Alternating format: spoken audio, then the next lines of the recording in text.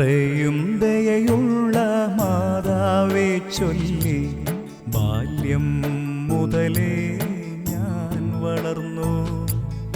എന്നുടെ നിഴലായി നിത്യസഹായമായി മാതാവെന്നും കൂടെ വന്നു.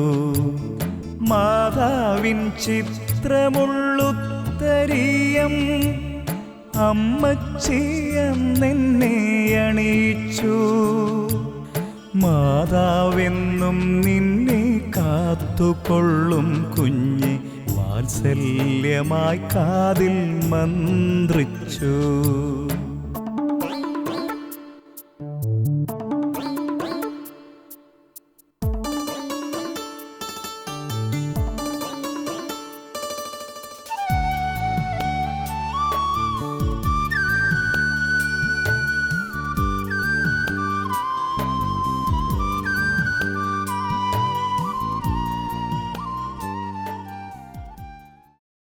ജീവിതത്തിലെ എല്ലാ നിമിഷങ്ങളിലും പരിശുദ്ധ അമ്മ അവർണ്ണനീയമായ സ്നേഹത്തിൻ്റെ നിദാനമായിരുന്നു.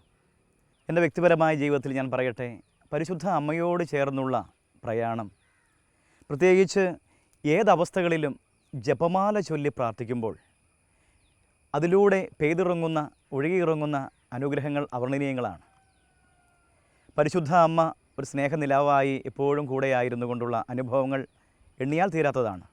പ്രത്യേകിച്ച് ഗാനരചനയുടെ മേഖലകളിൽ പലപ്പോഴും റെക്കോർഡിംഗ് സ്റ്റുഡിയോയിൽ വെച്ചാണ് പെട്ടെന്ന് പാട്ടുകളൊക്കെ എഴുതേണ്ടി വരിക. അപ്പോഴൊക്കെ ഞാൻ ആശ്രയിക്കുന്ന സ്നേഹ അധ്യാപിക അത് പരിശുദ്ധ അമ്മയാണ്. അനേകമനേകം ഗീതങ്ങൾ, അതിൻ്റെ ആശയങ്ങളൊക്കെ മനസ്സിൽ നിറവായി മാറുന്നത് ബോധജ്ഞാനത്തിൻ്റെ സിംഹാസനമായ പരിശുദ്ധ അമ്മയോടുള്ള ആ വലിയ സ്നേഹത്തിൻ്റെ ഒരു പ്രാർത്ഥന തന്നെയാണ്.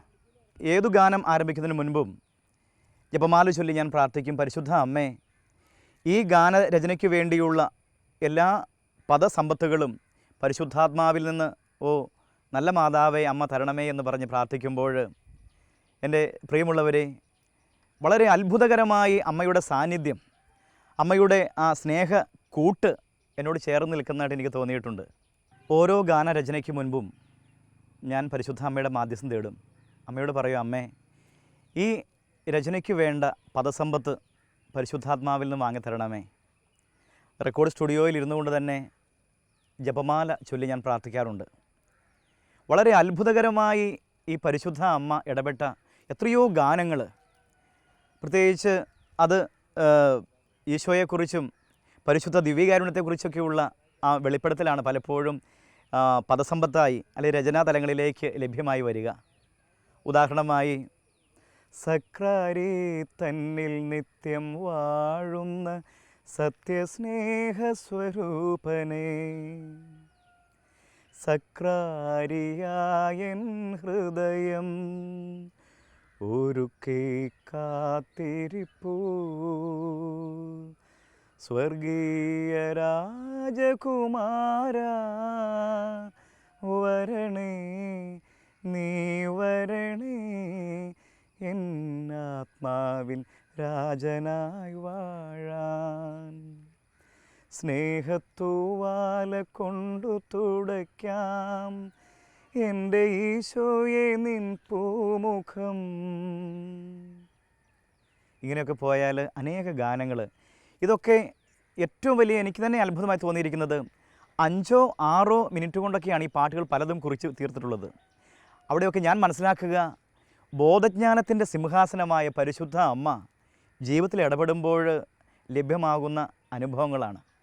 ഇങ്ങനെ എത്രയോ അനുഭവങ്ങൾ ഇത് പ്രിയപ്പെട്ട നിങ്ങൾക്കായി പങ്കുവയ്ക്കുമ്പോൾ എൻ്റെ ഹൃദയം നിറയെ ആനന്ദമാണ്, എൻ്റെ ഹൃദയം നിറയെ സന്തോഷമാണ്. കാരണം പരിശുദ്ധ അമ്മയെക്കുറിച്ച് പറയുമ്പോൾ അത് എത്ര മാത്രം പറഞ്ഞാലും അത് മതിയാവില്ല.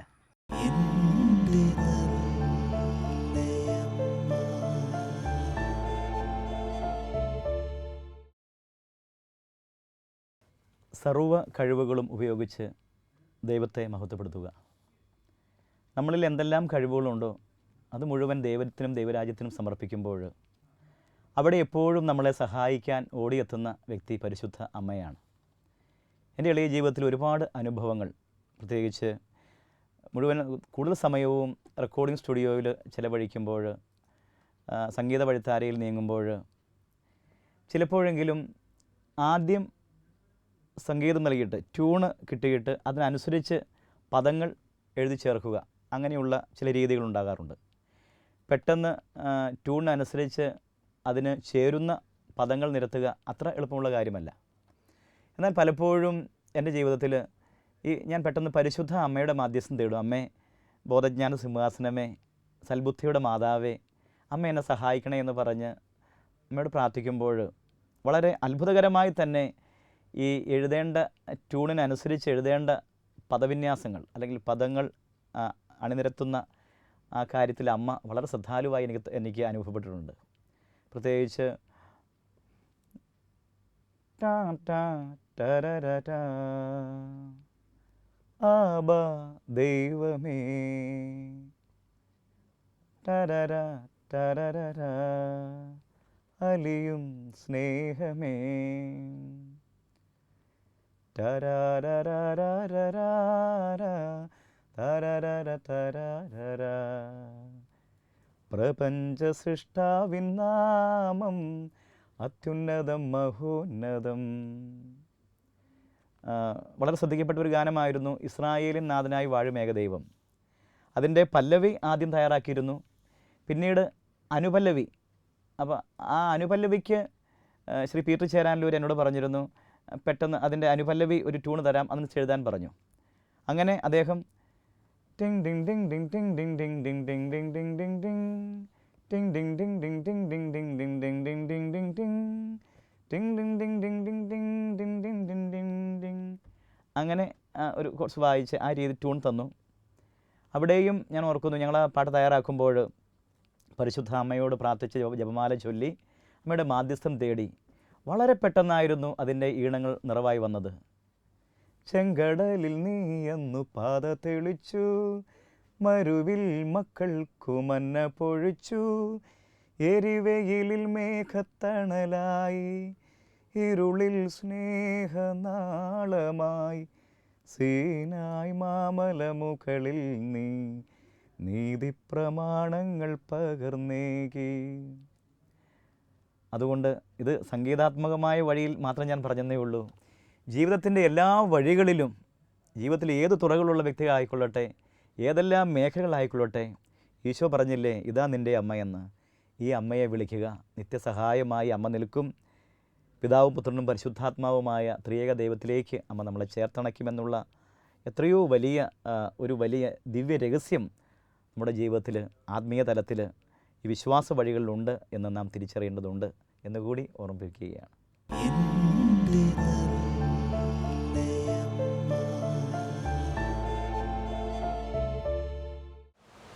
യേശു ജ്ഞാനത്തിലും പ്രായത്തിലും ദൈവത്തിൻ്റെയും മനുഷ്യരുടെയും പ്രീതിയിലും വളർന്നു വന്നു. ഈശോയെ വളർത്തി ജ്ഞാനത്തിലും പ്രായത്തിലും ദൈവത്തിൻ്റെയും മനുഷ്യരുടെയും പ്രീതിയിൽ പരിശുദ്ധ അമ്മ. പരിശുദ്ധ അമ്മയുടെ കീഴിലാകുമ്പോൾ, അമ്മയാൽ നയിക്കപ്പെടുമ്പോൾ നമ്മുടെ ജീവിതവും വലിയ സൗഭാഗ്യതയുടെ, ദൈവികതയുടെ പാതയിൽ നീങ്ങുന്ന അനുഭവമുണ്ടാകും. ഞാൻ പറഞ്ഞല്ലോ, എൻ്റെ എളിയ സംഗീത ജീവിത വഴിത്താരകളിൽ സംഗീതം തെല്ലും അഭ്യസിച്ചിട്ടില്ലാത്ത ഒരു വ്യക്തിയാണ് ഞാൻ. എന്നാൽ ദൈവത്തിൻ്റെ വലിയ കൃപ കൊണ്ട്, പ്രത്യേകിച്ച് പരിശുദ്ധ അമ്മയുടെ സ്നേഹ മാധ്യസ്ഥ്യം കൊണ്ട് അനേകം ഗീതങ്ങൾ ഈണം പകരുവാനും ഈശോ അനുഗ്രഹിച്ചു. എൻ്റെ സംഗീത അധ്യാപിക പരിശുദ്ധ അമ്മയാണ്. സംഗീതം തെല്ലും അഭ്യസിച്ചിട്ടില്ലാത്ത ഞാൻ നിന്നെ സൃഷ്ടിച്ച ദൈവം, ഞാൻ നിന്നെ രക്ഷിച്ച ദൈവം, ഞാൻ നിന്റെ പാതയിൽ എന്നും വെളിച്ചമായി നിന്നെ നയിക്കുന്ന ദൈവം, ഞാൻ ഉറങ്ങാനായി താരാട്ടു പാടുന്നു ദൈവം, ഈശോയേ നിന്നെ എനിക്കെന്തൊരിഷ്ടം, പൂർണ്ണ മനസ്സോടും നിന്റെ തകർച്ചയിൽ ആശ്വാസമേകാൻ, നിന്റെ തളർച്ചയിൽ ഒന്നു ചേരാൻ, നിന്നെ താരാട്ടുപാടിയുറക്കാൻ,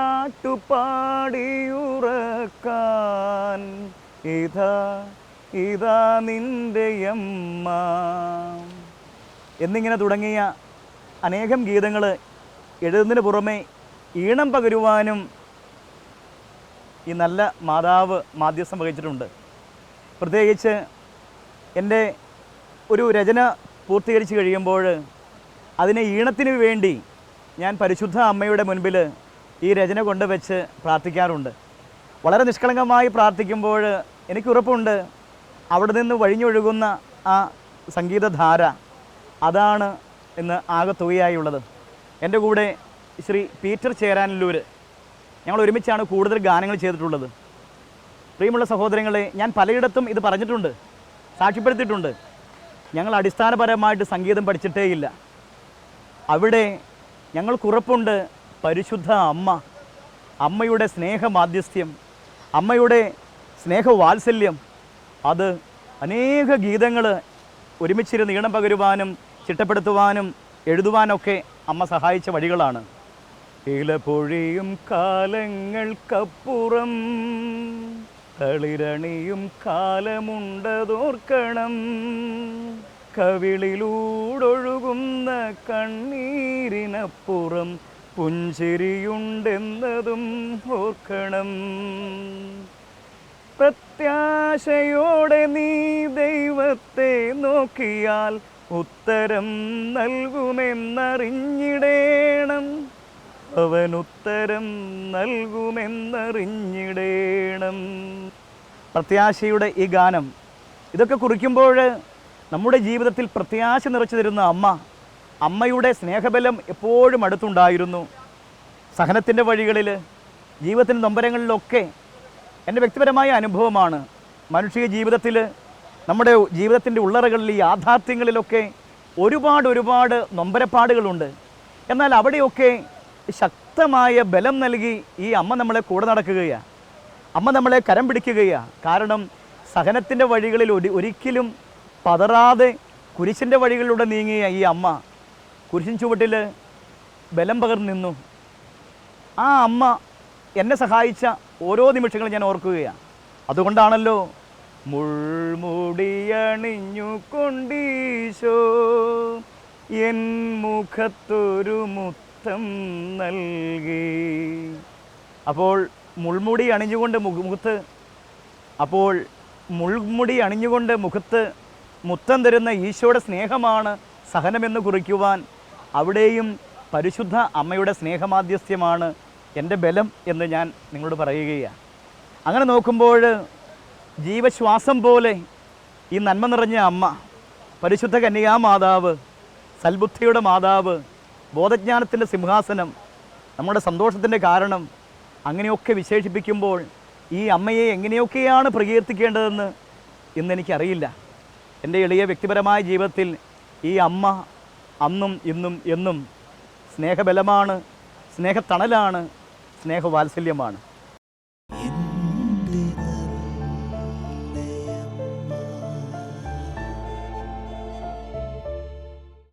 എത്ര സങ്കീർണമായ ജീവിത തലങ്ങളാണോ അവിടെയൊക്കെ പരിശുദ്ധ അമ്മയെ വിളിക്കുമ്പോൾ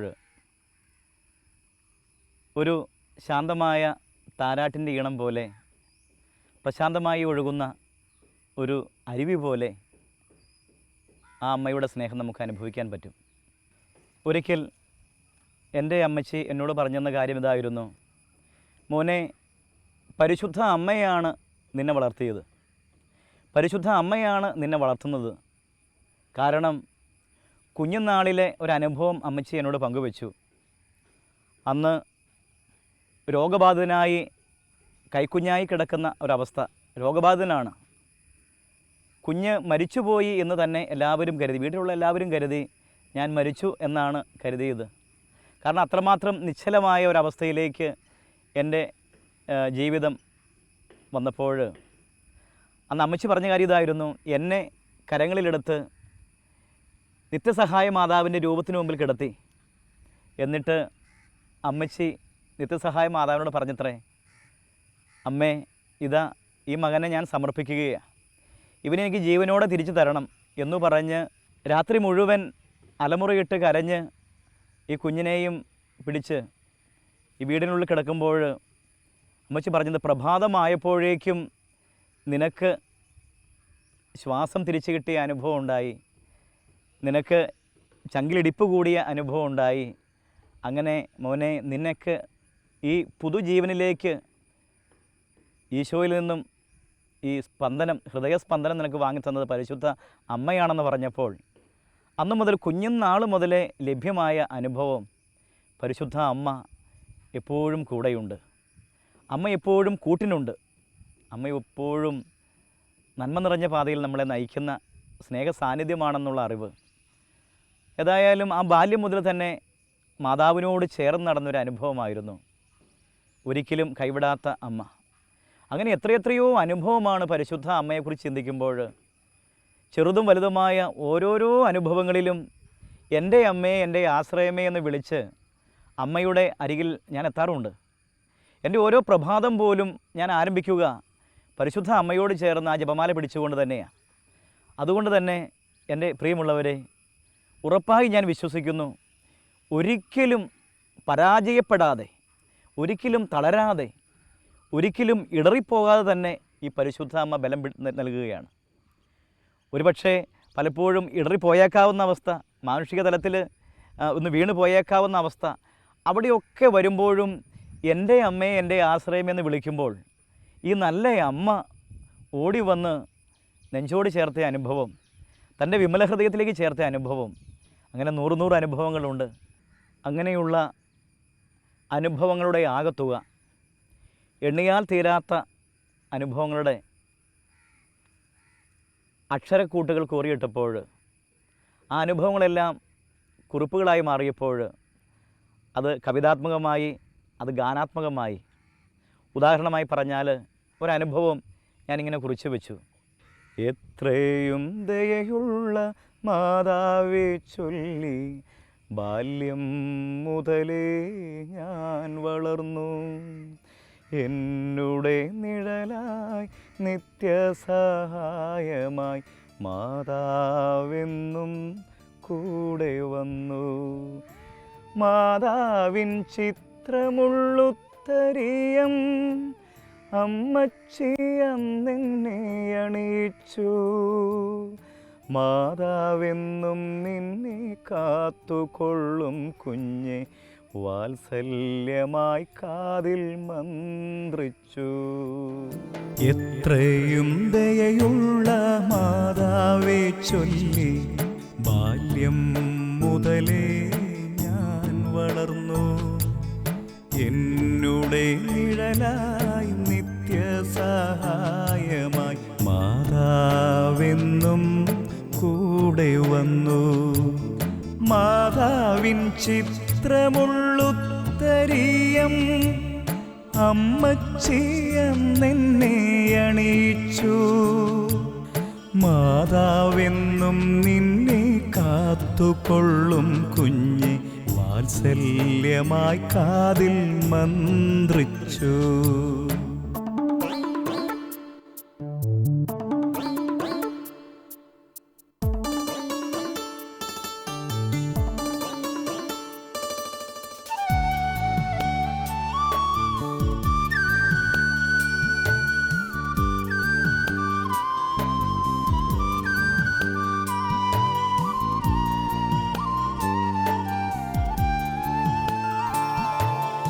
അമ്മച്ചി മാതാവിൻ ജപമാലയൊരെണ്ണം എൻ കുഞ്ഞു കൈകളിൽ വാങ്ങിത്തന്നു.